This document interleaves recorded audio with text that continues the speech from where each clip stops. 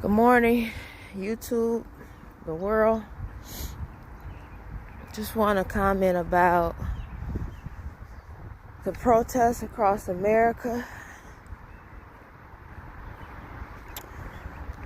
that have been taking place because of the murder of George Floyd and Breonna Taylor. You know, it's just gotten to a point where we have had enough.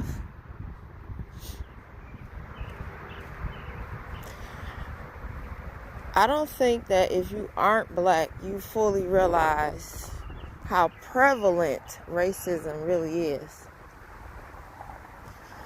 If you're black, if you are of African descent, no matter where you're living, you're dealing with racism in some form or another. Whether it's blatant or whether it's not so obvious to everyone else, but you know. There's this constant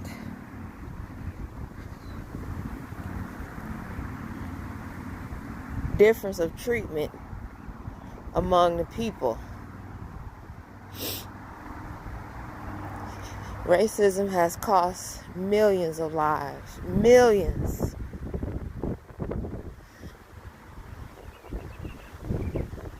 Millions of lost opportunities. And it's all because of your ancestry, because of your phenotype.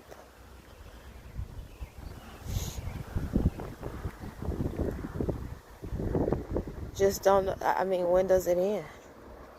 So if you're a black person, if you're African descent,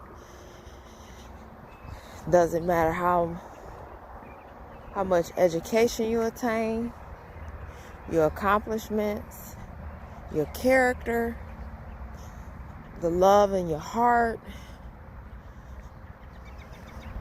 the good you want to do in this world, it just doesn't matter to so many people. All that those individuals, the racist individuals, the people who want to be in complete control and superior to all others, particularly blacks, they don't care about what you stand for. That's just a bad, there are other places in this world where there is a caste system and yet so many of those individuals want to come to America. But in a way, I have come to realize there is a caste system here. For the reasons I just said, it does not matter. Your accomplishments, as I said, all the things that you've done, want to do, what you stand for. Bottom line, they look at you like you still a nigga, flat out. You're beneath them. I've seen it so many times. Today, 2020, still going on. And in fact, the last couple of years, I've noticed it more so with what I'm experiencing as a black woman. All throughout my adult years, I never really felt discriminated against by white men. It was always as if we weren't a threat to them, and I didn't see much difference of, not at a personal level, but in public, see much of a difference in how they treated black women and white women. Now, maybe some people, you know, disagree. But I'm saying in all of my interactions, from the workplace to school and, you know, just everyday interactions, I didn't see much of a difference in how white women were treated versus black women by white men. But I'm telling you, the last couple years, whoo, I don't know if it's because Donald Trump is in the office and people feel like they could, you know, freely express how they really feel, or if it's this us against them mentality. I don't know what. But let me tell you, well, I'll take it back. I saw it in the military. When I went on active duty early 2000s, I saw it. Ooh, I saw it. I saw the difference. And boy, they worship white women. Ooh. And they will cut you up in black women. I don't care. Boy, you can have the highest scores of every test and be a stellar soldier.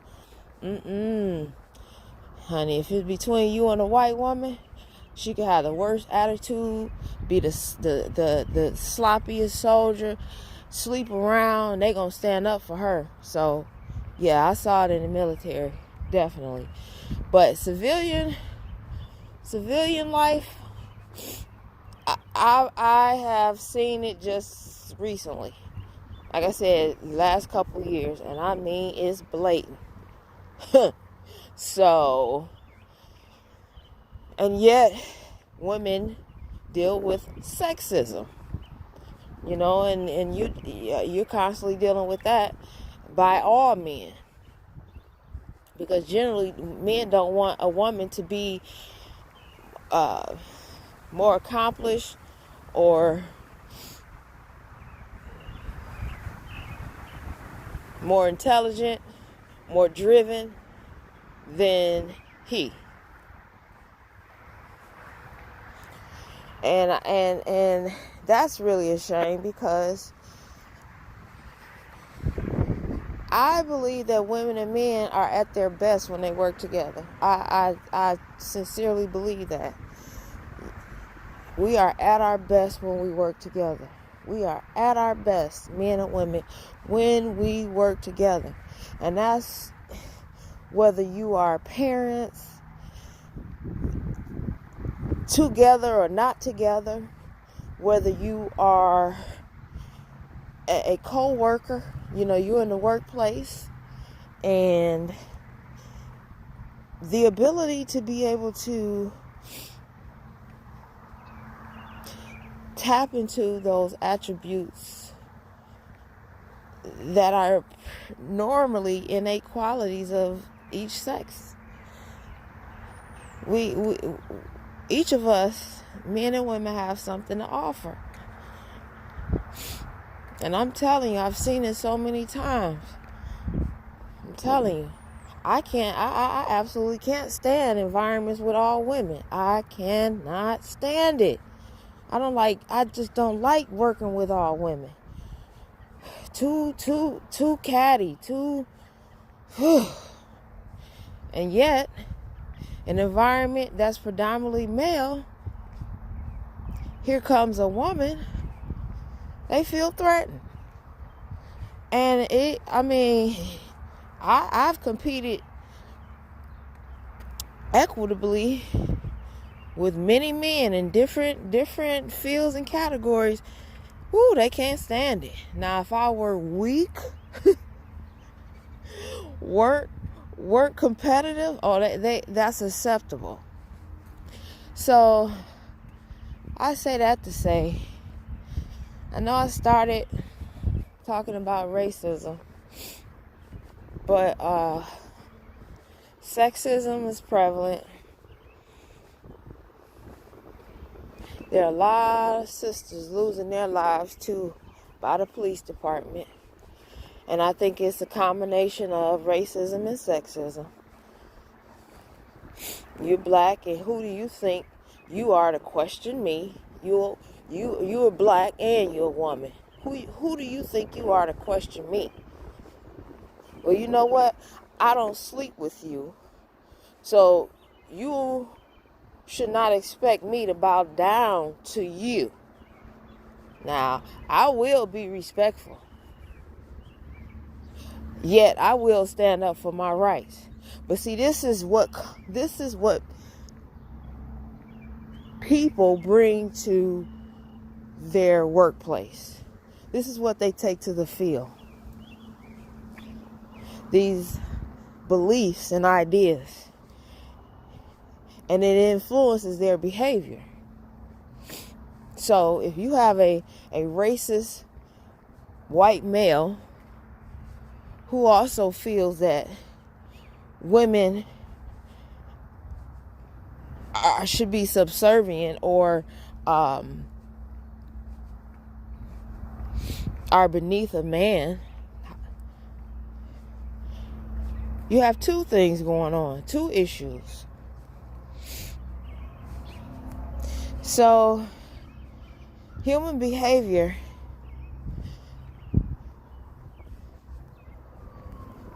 is exhibited in ways that are made up of many different factors. And if we as a nation, if we are going to get better and stronger, we're going to have to start having these conversations. Local level, state level, federal level. Really start digging down and deal with the root causes of these issues. I mean, it's in the school systems, it's in the hospitals and the clinics. They don't treat you the same way they treat white women. They don't treat black women the same way. They don't treat black men the same way. They don't really care about our preventative health. They do routine things, but they don't go beyond that. You know,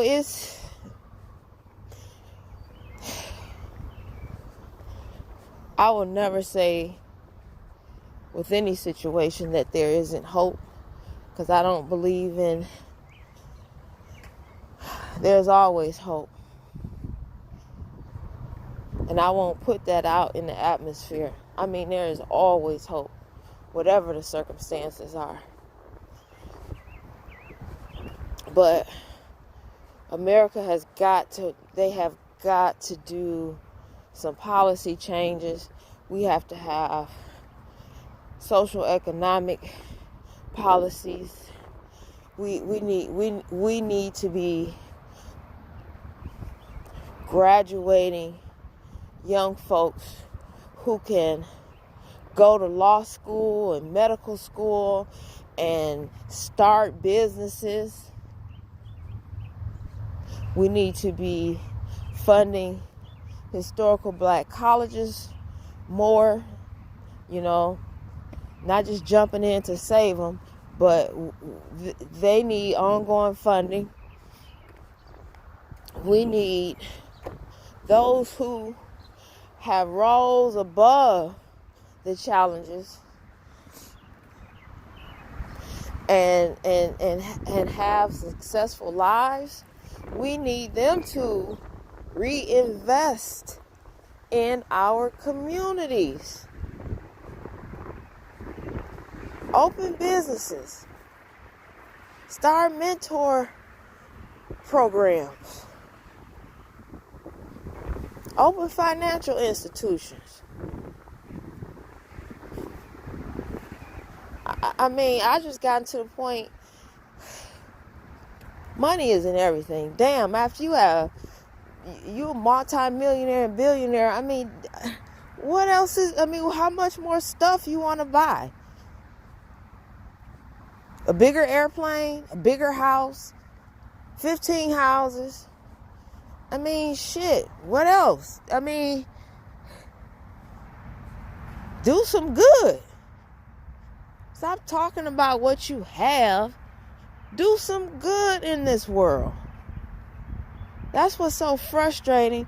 You know, black people, once they get ahead, move forward, they don't want to look back. We're the only ones like that. Nobody can tell me what. Okay, but how do you think everyone else, other races of people, why are they so strong? Because they help one another. Not handout, but brother, I'm going to set this business up and I'm going to train you and I'm going to let you run it. And if you want to buy it from me at some point, fine. You know, if you want to go off and do and start your own empire, fine.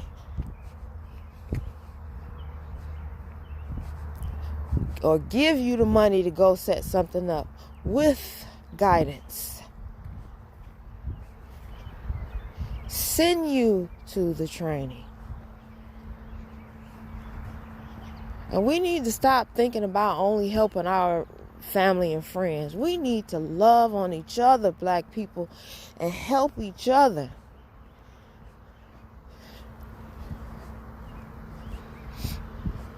Set the example. You do a lot just by setting an example of what you do every day, how you conduct yourself. I saw yesterday, I was driving, and I saw little children in the front yard, picking up paper. They had their plastic bag, and I was like, wow. I wanted to stop and turn around, and there were a couple adults were sitting on the porch. I wanted to stop and turn around and applaud them. Love your community. Start with your home base. Keep it clean. You're honoring yourself, your family, your community. That's what I mean. Start things like, I know sometimes it could just be, you fall into this depression because of what we're constantly dealing with. But get up. Go clean your house. Clean the yard. Take in some sun. Praise God. Say this world and this ugliness is not going to bring me down. Not going to bring my relatives, my people, my community down. And I'm serious. I'm not just talking. I'm out here right now walking at the park early Sunday morning because I need it. Praise God. I need it.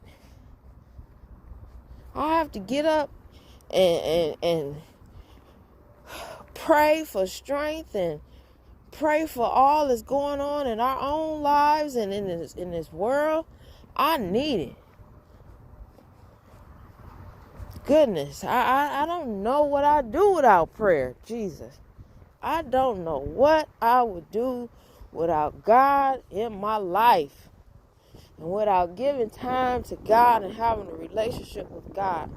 And getting up and I put one foot in front of the other.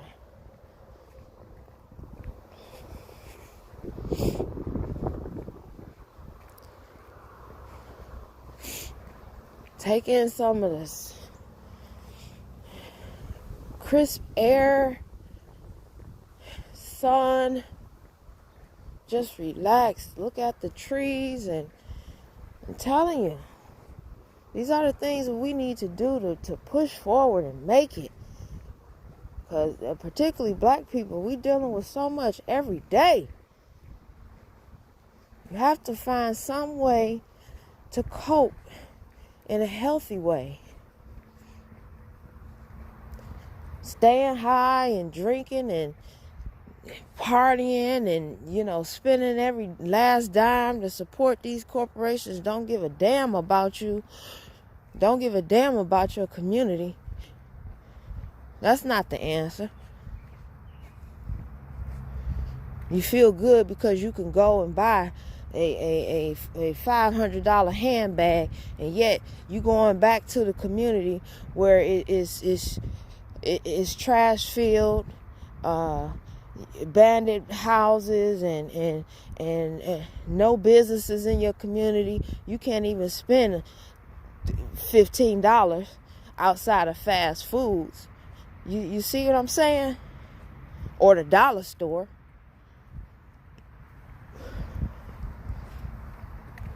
We have to. I will never say don't protest. Yet we need some sort of organization.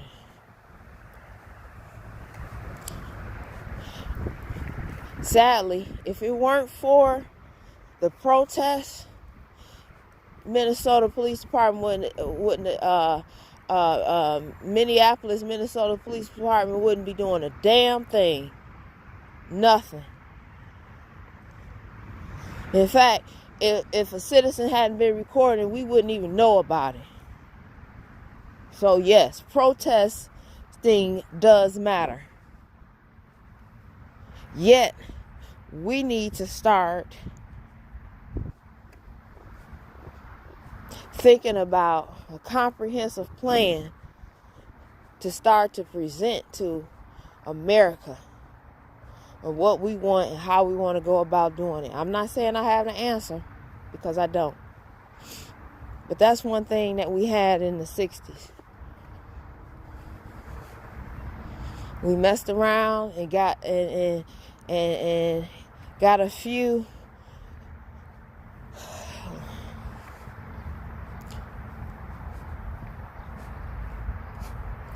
of our demands, few of the things we fought for, and we just let ourselves go. It's like, okay, they're gonna let us into their restaurants. We're gonna be able to apply to this job. We're gonna be able to live here. Okay, our work is done. That was a huge mistake. We used to have tons of black-owned businesses. I don't care what town, city, in whatever state you travel, there were tons of black-owned businesses. Excuse me. I am walking and exercising, so I have to clear my lungs. We had black hospitals, black doctors, black nurses, dental offices.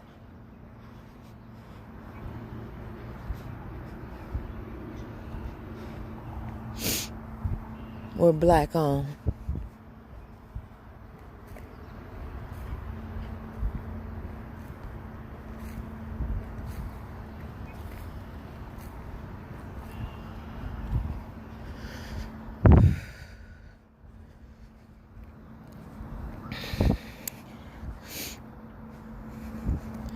Now you'd be hard pressed to find black-owned businesses throughout America, urban America, small town America, doesn't matter.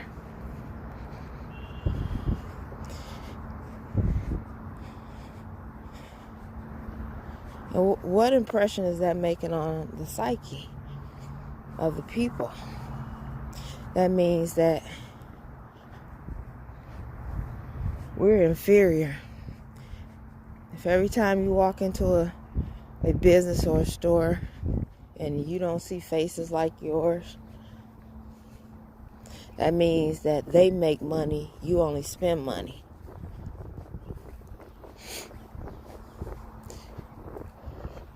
So that's being impressed upon the minds of adults and children.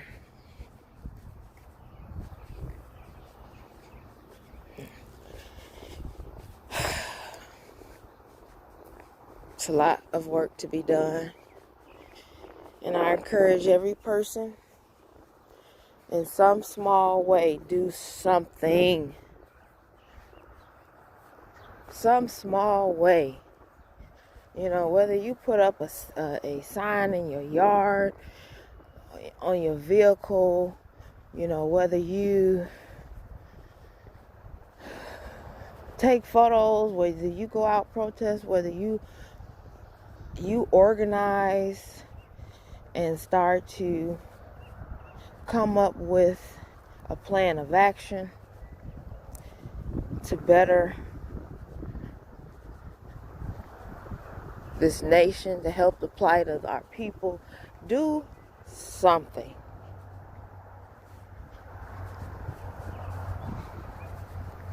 Sometimes you'll hear folks say, you know, as if it's just me, I can't make a change. Well, you know what? Yes, you can. Yes, you can. Right where you are, you can make a change. Even if it's a YouTube video, a Twitter video, Instagram post. Not just complaining, but have intelligent conversations. Saying things that you could do. Making suggestions of what other people can do.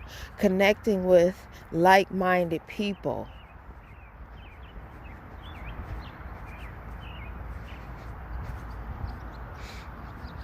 Maybe it's bringing a group of diverse people within your community together, or an online community,